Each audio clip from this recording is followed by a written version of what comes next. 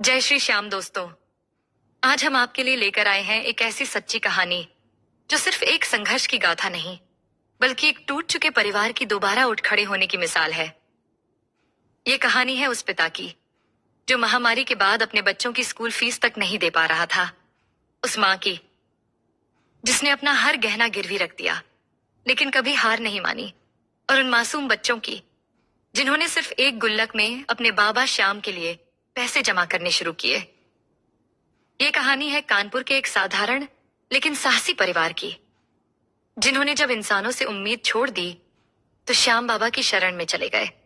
और फिर जो हुआ वो चमत्कार नहीं बल्कि भक्ति की शक्ति और विश्वास की विजय थी। क्योंकि जब बैंक का नोटिस आ जाता है, घर बिकने की नौबत होती है और दुनिया सिर्फ तमाशा देखती है, तब बाबा श्याम सामने आकर कहते हैं, अब चिंता छोड़ बेटा, तेरे साथ तेरा बाबा खड़ा है। अगर आपने भी कभी जीवन में ऐसा कोई चमत्कार महसूस किया हो तो अभी कमेंट में लिखिए जय श्री श्याम बाबा, क्योंकि आपका एक कमेंट और लाइक हमें प्रेरणा देता है ऐसी और भी कहानियां आप तक पहुंचाने के लिए। और अगर आप नए हैं तो श्याम लीला चैनल को सब्सक्राइब जरूर करें, क्योंकि ये सिर्फ एक चैनल नहीं, ये श्याम प्रेमियों का एक भक्ति परिवार है जहां हर आस्था की कहानी को आवाज दी जाती है।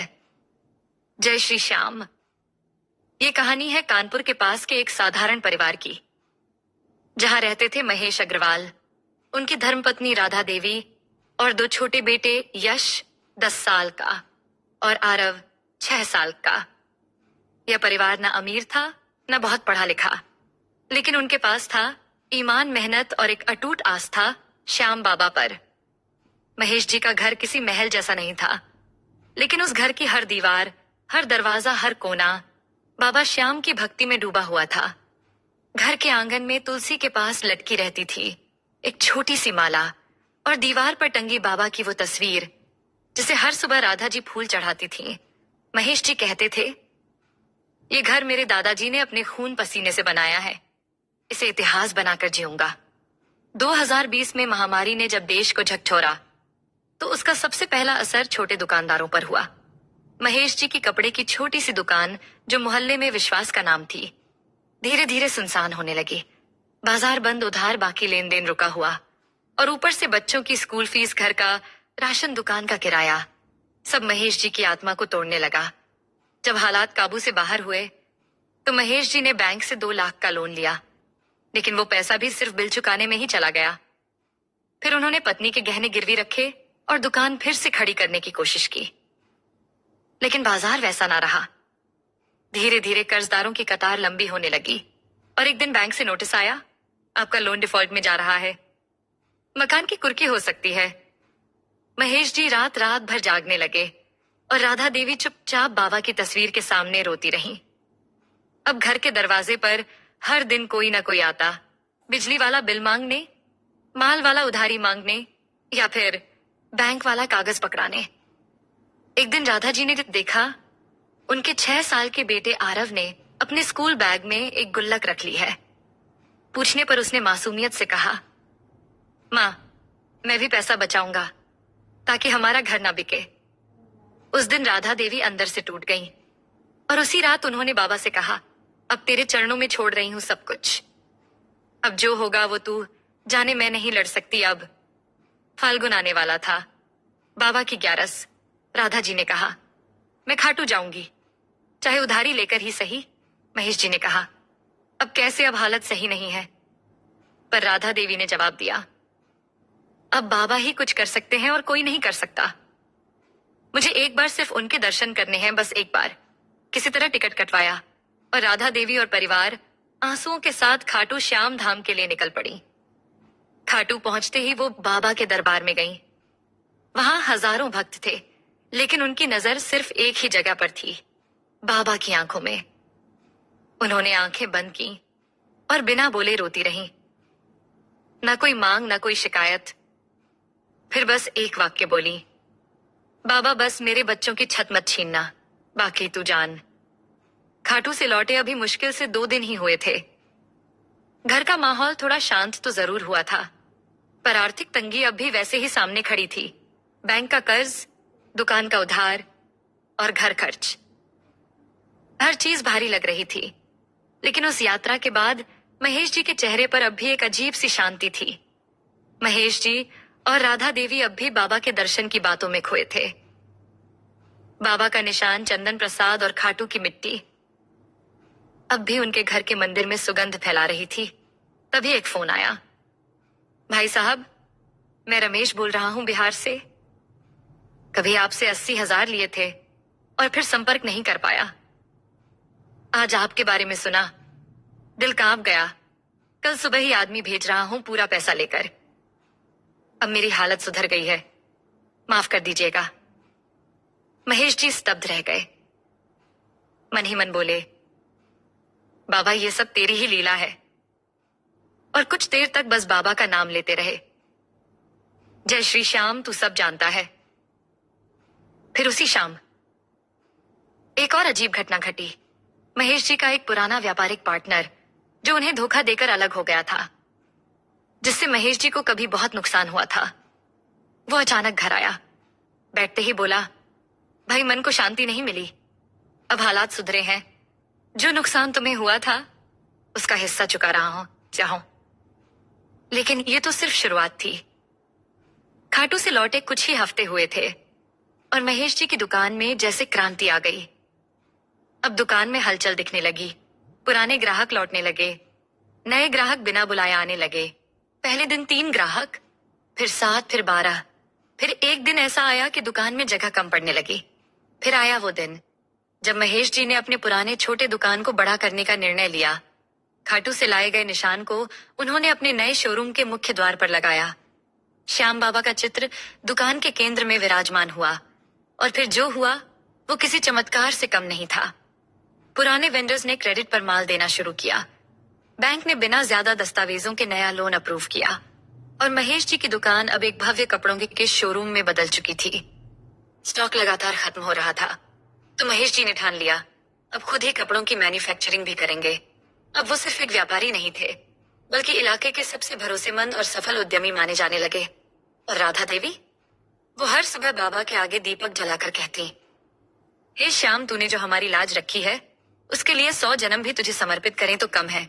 आज महेश जी का कारोबार एक नहीं 3 दुकानों तक पहुंच चुका है। ऑनलाइन ऑर्डर, होलसेल सप्लाई, यहां तक कि पास के कस्बों में फ्रेंचाइजी की बात चल रही है। हर कोने में बस एक ही नाम, जय श्री श्याम, जिसकी दीवारों पर लिखा है। ये दुकान नहीं, बाबा का प्रसाद है। जो आए श्रद्धा से आए और जो ले जाए आशीर्वाद समझ कर ले जाए। इसलिए कहते हैं, जब दिल से खाटू जाओ तो खाली कभी नहीं लौटते। बाबा देर कर सकते हैं पर अंधेर नहीं। महेश जी ने हर दिन एक नई प्लानिंग शुरू की। दुकान का मुनाफा सीधा बैंक की किश्त में डालना, दूसरे खर्च कम करना और बिना दिखावे के सिर्फ काम पर ध्यान देना। धीरे धीरे हर हफ्ते बैंक की किश्त समय पर जाने लगी। कुछ महीने बाद ब्याज रुक गया और 6 महीने के भीतर महेश जी पूरी तरह कर्ज मुक्त हो चुके थे।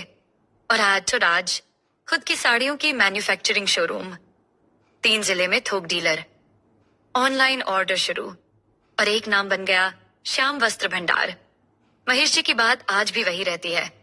बाबा ने रास्ता दिखाया पर चलना मुझे खुद था। श्रद्धा मेरी थी पर सहारा उनका था। ये कोई जादू नहीं था, ये विश्वास, मेहनत और बाबा की कृपा का मेल था। आज अगर कोई पूछता है इतना बड़ा कारोबार कैसे खड़ा हुआ, तो महेश जी सिर्फ एक वाक्य कहते हैं, सब बाबा श्याम का चमत्कार है। फिर एक रात महेश जी बाबा की तस्वीर के सामने बैठे थे, आंखों में आभार। उन्होंने कहा, बाबा जो कुछ है सब तेरा दिया है। अब हर साल जब फाल्गुन का मेला लगेगा तो मेरा घर नहीं तेरा मंदिर बनेगा। बाबा श्याम की कृपा से सिर्फ दुकान नहीं चली, बल्कि पूरा जीवन ही बदल गया। अब महेश जी के लिए पैसा, दुकान, ग्राहक ये सब जरूरी जरूर थे, लेकिन सबसे ऊपर हो गया था बाबा का आशीर्वाद और सेवा का संकल्प। अब हर साल जब फाल्गुन का महीना आता है तो महेश जी, राधा देवी और उनके दोनों बेटे 3 दिन पहले ही तैयारियां शुरू कर देते हैं। राधा देवी खुद बाबा का निशान सिलती हैं, जिसमें सुंदर मोरपंख, गुलाल और चुनरी बांधी जाती है। बच्चे भी पूरी श्रद्धा से निशान को सजाते हैं, जैसे वो कोई ताज पहना रहे हों। फिर जैसे ही 11 नजदीक आती है, पूरा स्पागा परिवार अपने मोहल्ले और रिश्तेदारों के साथ खाटू के लिए रवाना होता है। पैदल निशान उठाते रिंगस से खाटू। चलते हुए कोई शिकायत नहीं, न गर्मी की न पैरों की थकान की। बस एक ही नाम रटते हैं, हारे का सहारा बाबा श्याम हमारा। रास्ते भर भजन होते हैं, कभी ढोलक की थाप पर तो कभी बच्चों की ताली पर। खाटू पहुंचने के बाद महेश जी और उनका परिवार बाबा के दरबार में भंडारा करवाते हैं। राधा देवी कहती हैं, बाबा ने जब भूख में सहारा दिया था, तो अब जब हम बांटते हैं तब हम सिर्फ खाना नहीं, उनकी कृपा बांटते हैं। हर साल करीब 5,000 से ज्यादा भक्तों को वो अपने हाथों से प्रसाद देते हैं। महेश जी के घर में एक और उत्सव शुरू होता है, श्याम बाबा का संकीर्तन। अब वो घर जो कभी बिखरने वाला था, हर साल भजन मंडली, ढोलक, मंजीरे और प्रेम के रंगों से भर जाता है। गांव भर के लोग आमंत्रित होते हैं। कोई झांकी लाता है, कोई भोग चढ़ाता है, कोई बस खड़ा होकर हाथ जोड़ता है। राधा देवी खुद बाबा की झांकी सजाती हैं, गुलाब की पंखुड़ियां, धूपबत्ती, कपूर और मोर पंख से। उनकी आंखों से हर बार आंसू बहते हैं, लेकिन अब वो आंसू दर्द के नहीं, कृतज्ञता और प्रेम के होते हैं। और कहती हैं, जिस बाबा ने भूखे पेट में भी भरोसा जगाया, आज उसी के चरणों में जीवन समर्पित है।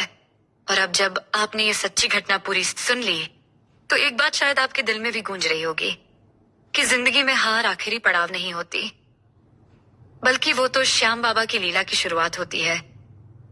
महेश जी और उनके परिवार ने सब कुछ खो दिया था, रोटी, छत, दुकान, सम्मान, लेकिन उन्होंने कभी नहीं खोया बाबा श्याम पर विश्वास। और जब इंसान की उम्मीदें टूट जाती हैं, तो बाबा खुद आशा बनकर सामने आते हैं। इस कहानी ने एक बार फिर साबित कर दिया कि जिसके पास पैसा ना हो, ताकत ना हो, दुनिया साथ छोड़ दे। अगर उस इंसान के पास सिर्फ श्याम बाबा हैं, तो वो भी सब कुछ दोबारा पा सकता है। अब आपकी बारी है।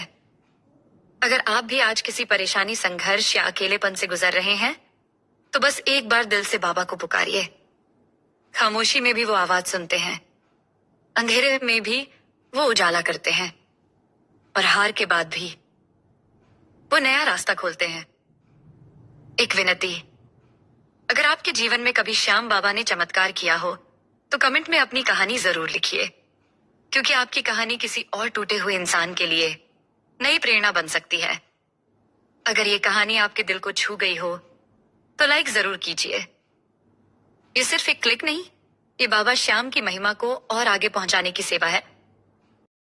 इस वीडियो को जरूर शेयर कीजिए उन लोगों के साथ जो आज किसी आशा की तलाश में हैं। अगर आप इस चैनल पर नए हैं, तो सब्सक्राइब करें श्याम लीला चैनल को, और बेल आइकॉन दबाना ना भूलें, ताकि अगली चमत्कारी कहानी सबसे पहले आपको मिले। जय श्री श्याम। आपका जीवन सदैव श्रद्धा, आस्था और बाबा की कृपा से भरा रहे।